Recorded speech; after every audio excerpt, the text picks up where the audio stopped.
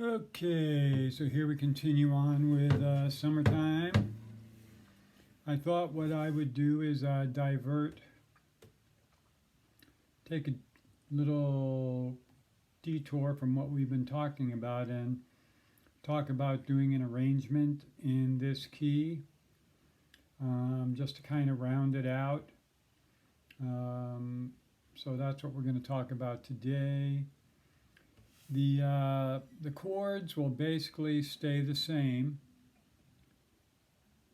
and what you'll find is as you're going through this arrangement, you're just basically grabbing the chords. There's one chord that's a little different, but for the most part it's going to be the chords that we have used, except for I believe just one chord. So to start the song, all we're going to do is we'll just do this little vamp with E minor to B7, which is an easy change, as you know. We leave that middle finger right there, E minor, B7, E minor, B7. And we'll play it in this slow style where we're basically playing a bass note and then a strum. So that would be, if you just wanted to play that on the E minor, 1, 2, 3, 4,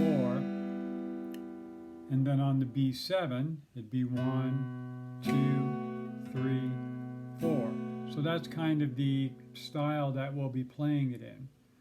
So we'll start with the E minor, 1, 2, B7, 3, 4, 1, 2, 3, and on that 3 we go to the B7 where it says B7 plus, which means B7 augmented, okay?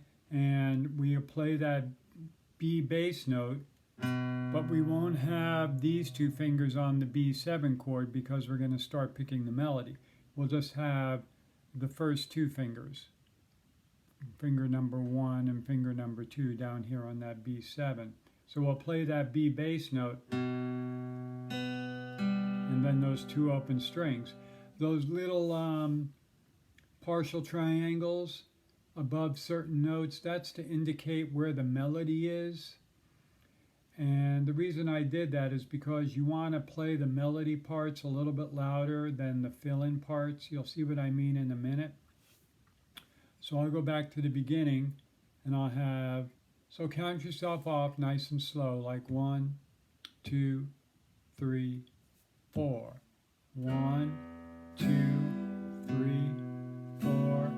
1, 2, 3, 4, and 1. Okay, and that's where we have that third E minor chord.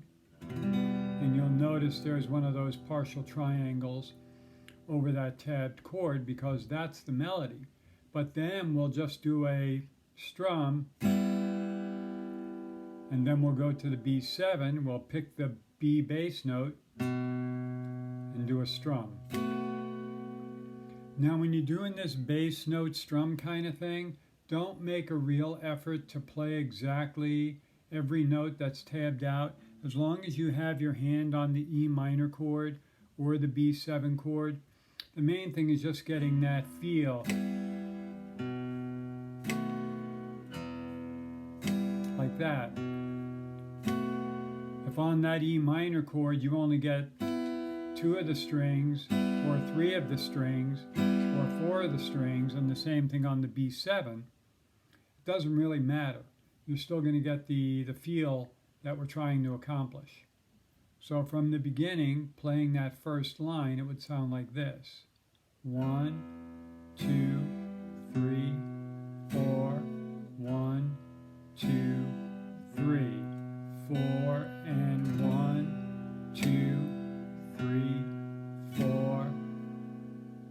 Okay, I'll play that again. 1, 2, 3, 4, 1, 2, 3, 4, and 1, 2, 3, 4. We get to the next line. We have an E minor chord, and you notice there's no partial triangle over that first little tab piece. Note I put open string 2, 2 there. But once again, you can just play that low E bass note. The reason we're putting our two fingers on that E minor chord is just in case we miss and accidentally play another string, then at least we'll still be covered because we'll be playing the string that's in the chord. But when I get there, all I'm actually playing at the beginning of that second line is that low E. If you wanted to play those three notes, that's perfectly fine.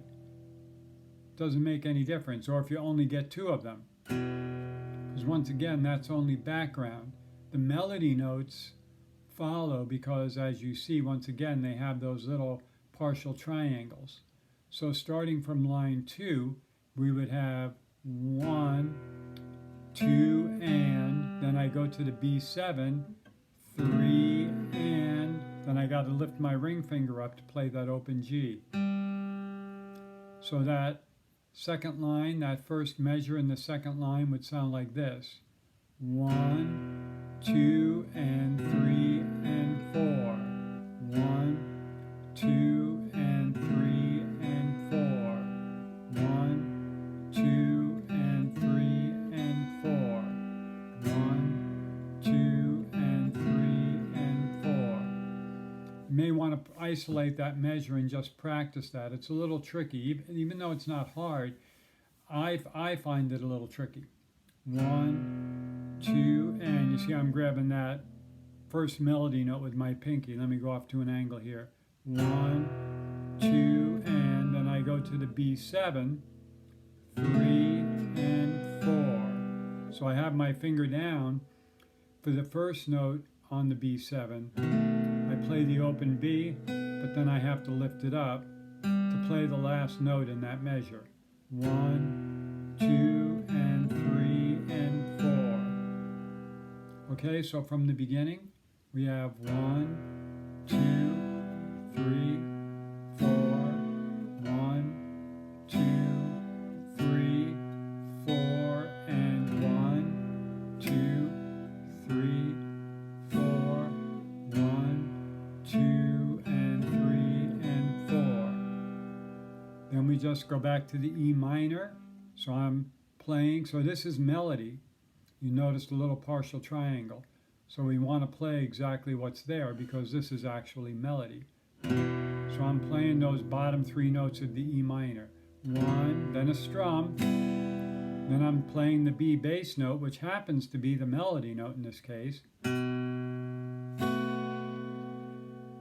followed by the little strum.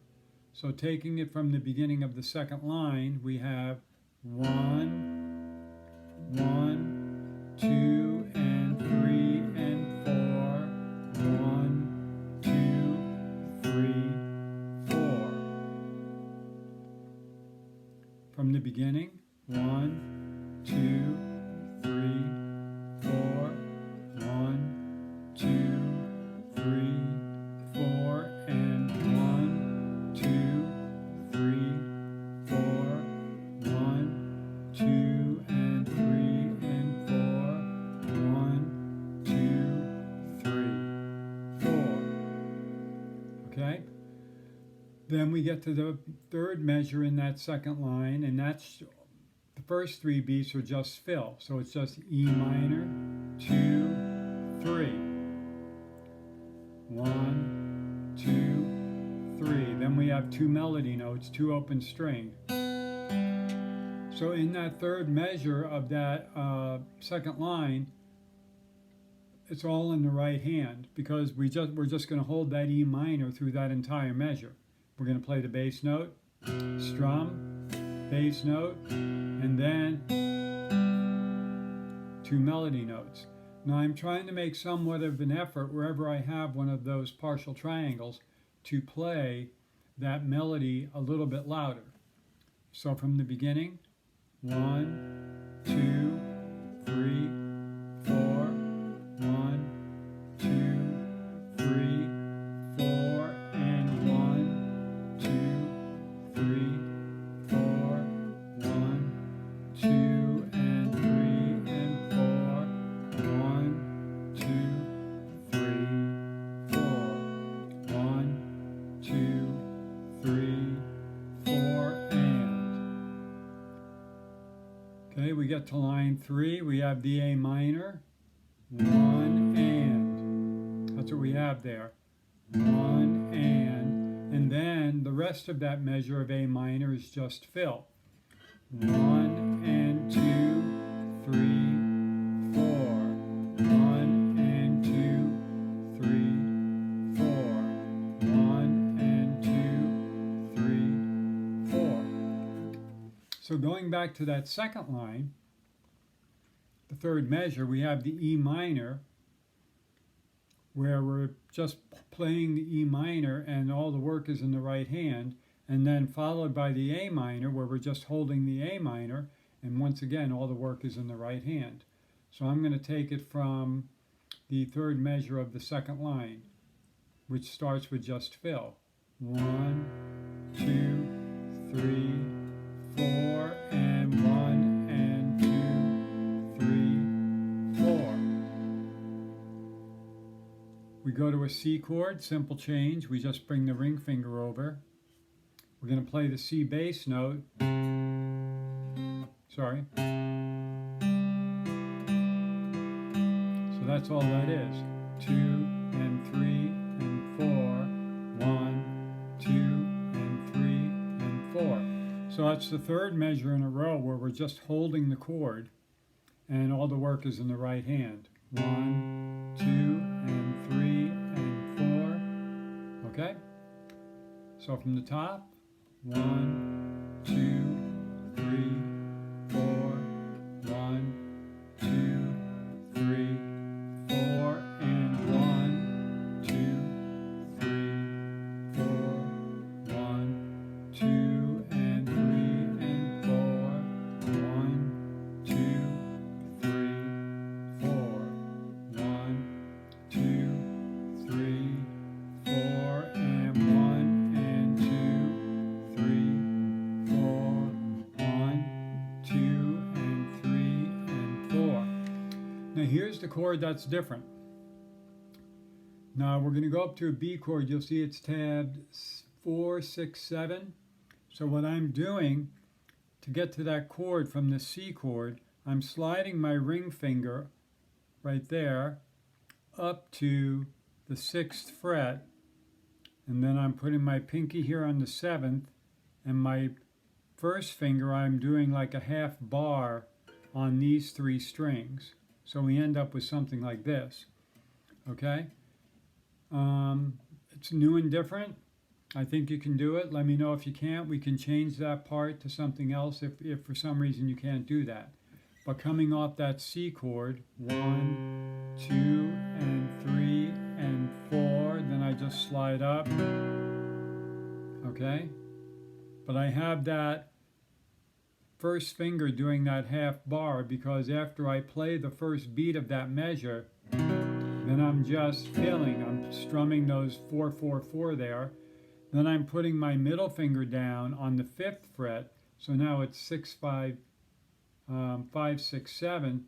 And then doing a strum off that. So it's basically 1, 2, 3, 4, 1, 2.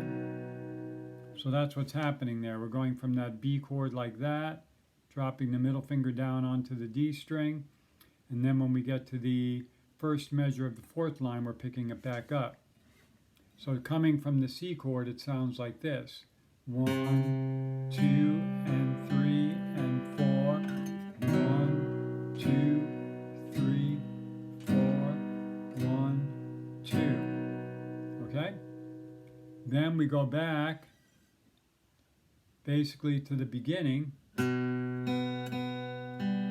that's just like the beginning where we have that B7 augmented chord at the top of the page, except it has one extra note in it. We're just playing that B bass note and then playing those 3 melody notes. And the next 2 measures are exactly like measures 1, 2, 3, and 4. Just like measures 3 and 4. 1, 2, 3, 4, 1, 2, and 3, and 4. And if you wanted to finish up that phrase, you would go on to the next measure, measure number 5, which I didn't get onto the sheet, but I'm only sending this one sheet today. So taking it back to the beginning and playing it all the way through, nice and slow, we have 1, 2, 3, 4, 1, 2, 3, 4, and 1, 2, 3, 4, 1, 2, and 3, and 4, 1, 2, 3, 4, 1, 2, 3, 4, and 1, and 2, 3, 4, 1, 2, and 3, and 4, 1, 2, 3, 4, 1, 2, 3, 1, 2, 3, 4, 1, 2, and 3, and 4. And then it would finish, like I said, same as measure 5. 1, 2, 3, 4. So you could add that 5th measure, tag that on there to finish that phrase if you wanted to. Okay? So that gets you started on an arrangement. That's most of it right there. I'm going to play it one more time just so you have something to play along with or listen to get a good sense of it. One more time. 3, 4. 1, 2, 3, 4. 1, 2, 3, 4, and 1, 2, 3, 4. 1, 2, and 3, and 4. 1, 2, 3, 4. 1, 2, 3, 4, and 1, and 2, 3, 4. 1, 2, and 3, and 4. 1, 2, 3, 4. 1, 2, 3. 1, 2, 3, 4. 1, 2, and 3, and 4. 1, 2, 3, 4. Okay? So, let me know how that works for you. Let me know, especially going from the C chord to this B chord. If you keep that hand nice and loose when you slide it up to that B chord, once again, don't do one of those slide ups to the B. You might want to practice that. Play that C chord and then bring that ring finger up and land that B. Just practice that. From the C. See, as I come up, I'm just kind of, the only thing I'm bringing up is that ring finger. Slide that ring finger up and then just land everything else.